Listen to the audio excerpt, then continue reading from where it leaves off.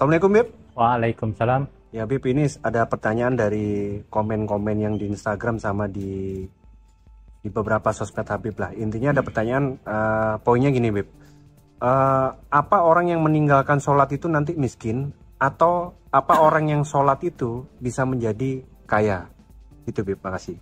Yap, terima kasih. Assalamualaikum. Sholat itu jenis ibadah ritual atau ibadah penghambaan. Penghambaan itu apa? Jangan suka sekali sapi ya Pak. Kita menilai ibadah penghambaan itu orientasinya manfaat atau dunia, karena ini alat.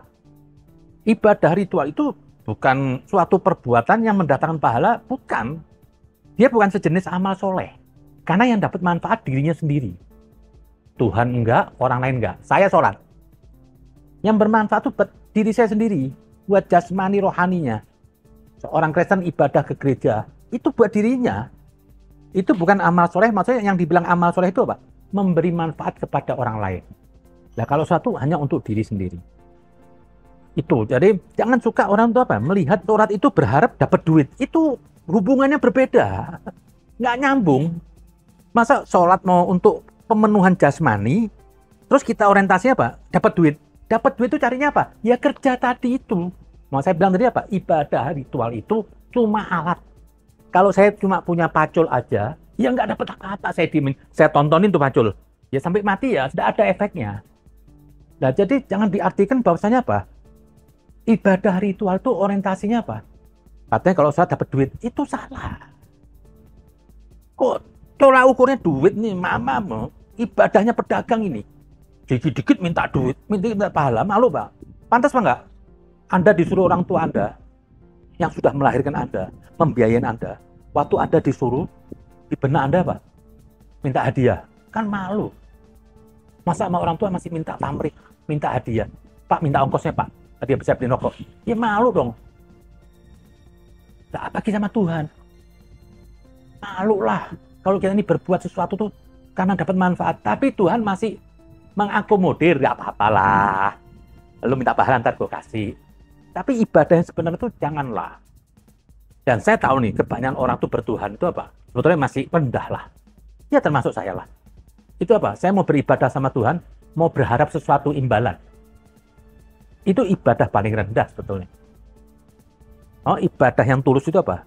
Saya berbuat sesuatu, mengikuti anjuran Tuhan, bukan karena surga dan nerakanya. Karena saya cinta kepada Tuhan. Kalau saat ini kan masih mengharap surga neraka. Surga neraka tuh ya level buat anak kecil lah, anak TK. Yang sering saya katakan, anak kecil tuh mau mandi kalau ada iming-iming permen. No. Berarti di benak anak kecil permennya, bukan mandinya. Masa sudah gede mau mandi, masih iming-iming permen. Jadi sebetulnya apa? Orang dewasa lagi itu sudah tidak perlu lagi lihat perbedaan agama. Tapi dilihat apa? Nilai manfaat dari agama itu. Kenapa Tuhan suruh kita ibadah? Supaya kita tuh seimbang antara jiwa dan fisik ini. Fisik kita wajib makan. Contoh gini aja lah. Makan itu wajib enggak? Wajib. Lebih wajib daripada sholat. Coba kalau Anda nggak makan, mati Anda nggak bisa sholat. Tapi pantas enggak? Anda makan, Tuhan, gue udah makan nih. Pahala dong. Kan nggak lucu. Sudah makan kenyang, minta pahala sama Tuhan. Rezeki dikasih sama Tuhan, cuma dikasih Tuhan. Begitupun sholat tadi, mau saya bilang apa? Sholat itu ibadah penghambaan. Tidak boleh ada apa ya, orientasi cari muka atau cari pahala. Itu kebutuhan saya. Seperti tadi makan itu. Tapi makan itu bisa menjadi menilai di mata Tuhan kalau saya nolong orang lain. Jadi jangan suka memahami, ada orang berpikir, kok itu orang nggak sholat kok hidupnya berkah ya, kaya ya. Kok saya enggak ya? Loh, kalau tolak ukurnya kaya itu Fidel Castro, bandar narkoba, paling kaya di Afrika Latin. Sholat enggak, ini enggak. Jadi kaya itu tergantung dilihat nilainya. Buat apa kalau saya tuh kaya dari hasil nipu? Terus buat apa saya tuh kaya terus saya pelit? Saya suka kalau ada orang kaya tuh menciptakan kerja baru. Jadi membuat perusahaan baru apa? Padat karya. Itu boleh, kreatif. Tapi kalau cuma hanya ingin ngumpulin duit kayak orang main apa ya, rumah-rumahan domino tuh. Beli rumah, beli harta, cuma taruh deposito, itu bagi saya itu pembunuh orang naruh deposito banyak-banyak. Karena apa? Di situ ada rezekinya orang miskin. ada satu perkataan, orang yang menumpuk harta banyak lebih di rumah itu di situ ada kelaparan orang miskin. Karena Allah ini sudah, Tuhan ini menciptakan dunia ini sudah seimbang. Jangan yang merasa punya harta tuh merasa bisa hidup. Coba kalau Anda satu, tidak ada orang yang nyapu jalan. Tidak ada tukang sampah. Tidak ada tuh negara Indonesia. Ini hancur nih sampah semua. Jadi kaya itu jangan dilihat dari materi dulu. Seorang punya sampah itu dia punya nilai tinggi di mata Tuhan. Karena apa? Tuhan harus menciptakan keadilan. Kalau semuanya main duit, semuanya main bank, sampai jadi nasabah. Jadi jangan suka mengukur ibadah ritual itu tolak ukurnya harta enggak. Kalau mau tolak ukur harta, yang paling bodoh itu siapa semuanya? Yang hidupnya dengan sederhana, kadang-kadang nggak makan, yaitu nabi-nabi kita. Musa, Yesus tuh nggak pernah perutnya kenyang. Sampai tidur malam diganjel batu. Atapnya apa? Langit tidur. Nggak ada rumah istana. Dia lebih senang kalau orang lain belum makan, biarpun dia lapar. Begitupun juga Nabi Muhammad. Hidupnya pas-pasan. Nggak pernah terima dari orang. Karena apa? Nggak boleh orang suci terima dari orang. Nanti kalau terima dari saya duit bekas nipu. Akhirnya kotor kan. Karena orang suci harus badannya bersih dari hal-hal yang tidak suci. Mereka itu semua apa? Penggembala hewan. Cari makan sendiri, hidupnya sederhana. Masa kita yang kacangan ini mau sholat ngarepin materi? Nabinya aja tidak berlimpah materi. Kaya ada mungkin Nabi Muhammad itu punya fadak. Tapi itu tanah apa? Milik umat manusia. Buat nabinya hidup secukupnya, nggak berlebihan. Ada satu perkataan, makin bertambah harta, makin hilang selera. Apabila itu harta buat kita sendiri. Contoh, dulu waktu saya hidup pas-pasan, makan nasi tempe 2 piring. Tidur nggak pakai AC, pakai dipan, bisa nggak bangun-bangun pagi. Istri laksana bidadari. Semuanya. Karena apa? Saya nggak punya uang lebih. Tapi begitu bertambah uang, makan yang tadi di rumah, ada hidangan nggak nafsu, harus keluar. Mau berlibur, harus ke puncak, macet-macet dulu. Karena cuma mau nafsu aja. Dan kalau kita cuma gitu lagi apa? Besok kita punya duit 1 miliar, kepengen 2 miliar. Terus kepengen. Itulah kemiskinan. Ada lagi pepatah. Orang yang memahami qanaah, merasa cukup, dia menolak kerajaan dunia. Buat apa? Seperti Anda sudah makan kenyang 2 piring, terus dikasih depannya makanan menu semua. Pasti Anda muntah. Nggak kuat. Jadi jangan tolak ukur manusia itu melihat apa? Manusia itu dari materi, jangan. Tapi bukan berarti kita nggak butuh materi. Perlu. Kita harus berbuat. Mau saya terima kasih kepada pengusaha-pengusaha yang menciptakan lapangan kerja. Anda itu yang sebenarnya beramal. Berapa banyak orang yang hidup di perusahaan Anda itu? Daripada orang cuma duduk di masjid tiap hari ngoceh-ngoceh doang. Yang bagi mengharap amplop. Mau saya bilang jadi ulama itu gampang. Yang susah jadi manusia. Ulama semenit kok. Mau jadi pendeta juga semenit. Belajar baca ngomong-ngomong bisa. Tapi itu apa? Belum tentu. Pernah suatu saat seorang ulama besar itu bilang apa? Di saat di puncak-puncaknya dia tinggi. Dia bilang apa? Kalau saya pernah selama hidup saya sholat saya 2 rakaat diterima Tuhan, saya bersyukur. Ini ulama yang dicintain umat yang sudah dianggap orang sudah sempurna. Dia berbicara, andaikan saya hidup nih, ada 2 rakaat sholat saya diterima sama Tuhan, saya bersyukur. Dan dia bilang apa? Saya ini tidak ada apa-apanya. Yang jelas ada orang sudah berbuat amal baik dan dicatat Tuhan pasti. Apa? Seorang petani yang sudah menanam padi. Dan padi itu sudah dimakan oleh orang yang sudah mati syahid.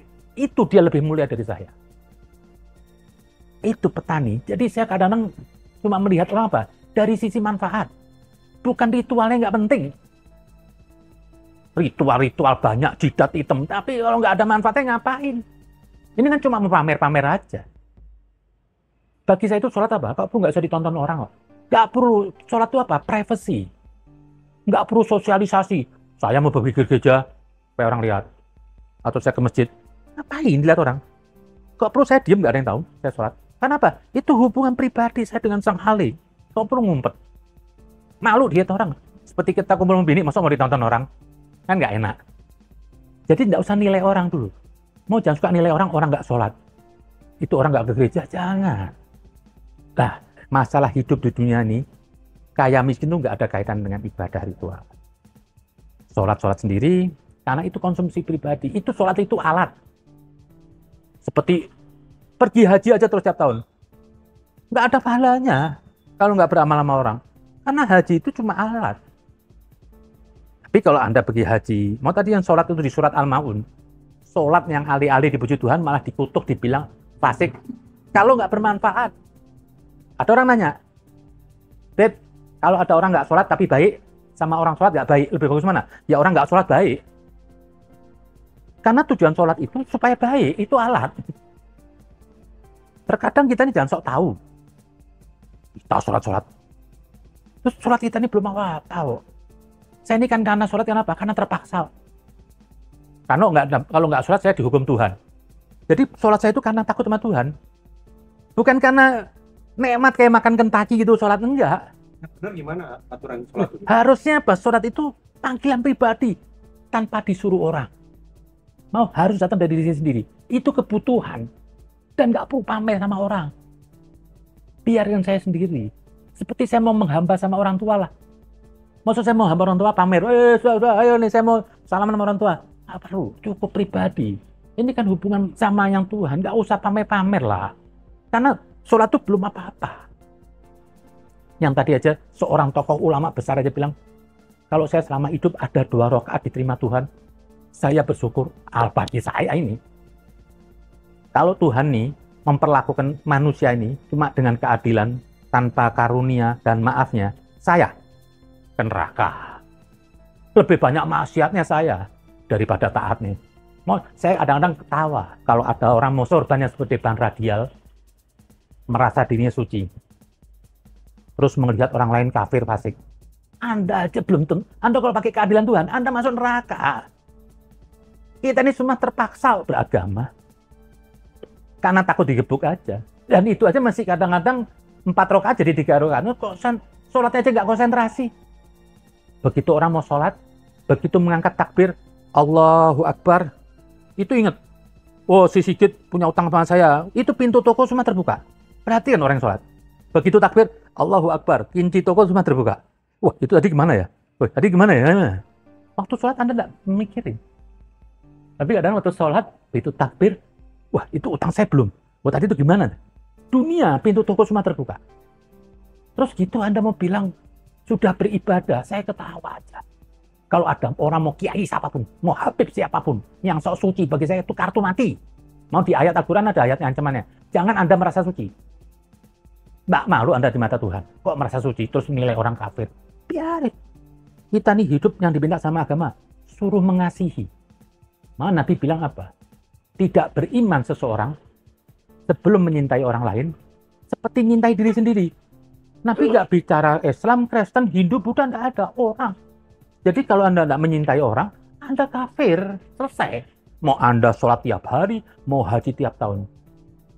Begitupun juga dalam Kristen di Injil, kasih itu dikaitkan apa? Beriman kepada Tuhan. Di Matius berapa? Jadi kalau Anda nggak kasih, ya nggak bertuhan. Anda mau sembahyang, mau di gereja tiap hari, mau ini nyebut Yesus, tetap di mata Tuhan Anda kafir kalau nggak kasih. Itu pun juga Islam. Jadi agama itu ada cinta. Tapi cinta nggak perlu agama. Karena orang sudah tingkat yang tinggi, itu sudah nggak ada perbedaan lagi. Nggak ada Kristen, nggak ada Hindu, nggak ada Buddha. Semuanya sama. Seperti kita hubungan dengan Tuhan. Hubungan Tuhan dengan semua manusia apa? Sama. Nggak mungkin Tuhan membeda-bedain. Lu Jawa, lu Arab, lu Kristen. Nggak ada. Di mata Tuhan semuanya sama. Terima kasih. Assalamualaikum.